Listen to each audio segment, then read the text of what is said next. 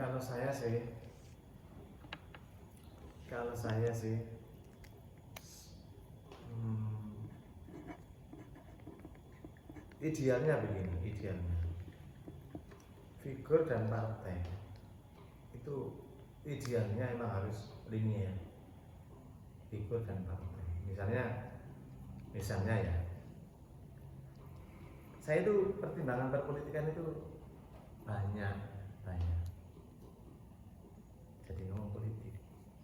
Tapi saya itu selalu mengikuti politik. Saya sangat suka ustadz, kiai, bunyi-bunyi itu paham politik. Itu saya. Saya nggak suka kalau punya kiai, ustadz acuh politik itu saya nggak suka. Nggak ngikuti politik itu nggak baik. Yang baik itu ngikuti, karena itu penting, sangat penting.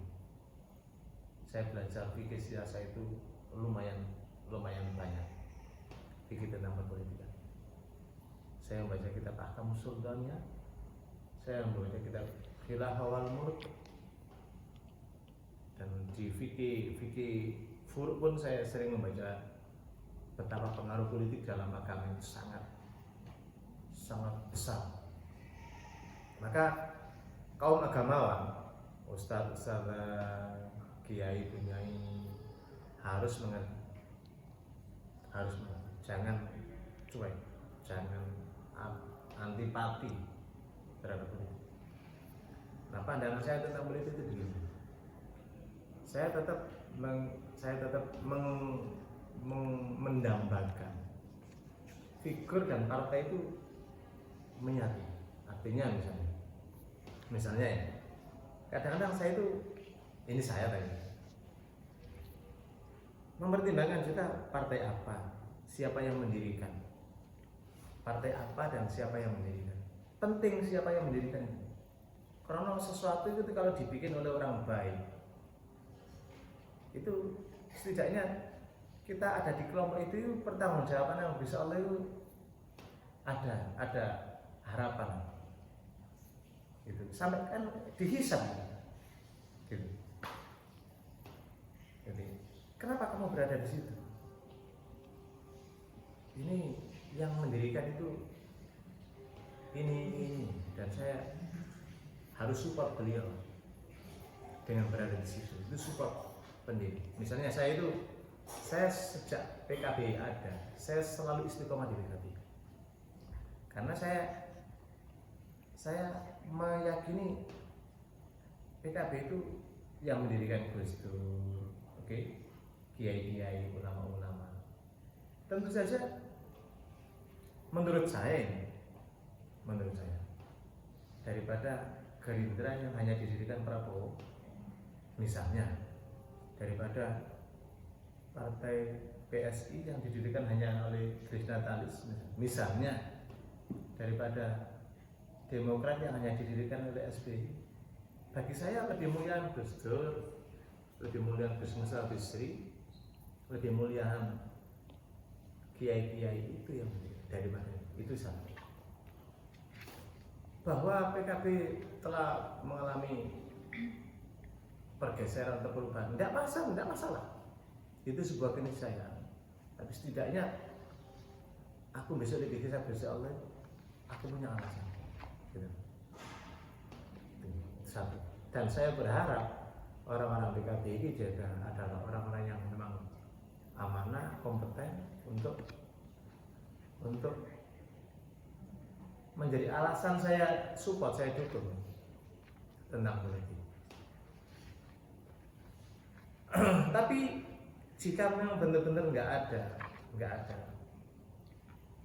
ada yang layak, misalnya saya kalau sekarang ya ijtihad saya untuk DPR, kita kan nggak boleh fokus pada presiden dulu. Untuk DPR itu ya, kalau di Dapil Malang Raya DPR, saya masih percaya orang PKB daripada orang lain selain orang luar PKB.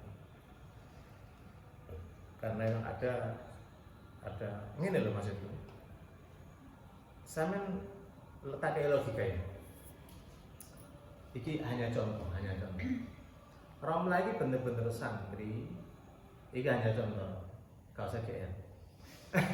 Romla ini bener-bener santri. Oke. Mari ngono maju ndone pilpres calon presiden atau wakil atau calon legislatif.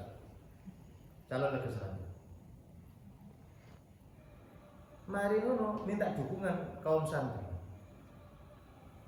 dengan misalnya memberikan harapan akan ada perhatian lebih tentang pemerintah namanya dunia agama secara nggak agak masuk akal. Oleh panjang jiwanya jiwa santri aja Lydia. Iki mek contoh Lydia, kamu gak usah baper. Lydia ini gak santri belas gak santri. Hanya karena nyalek, oke.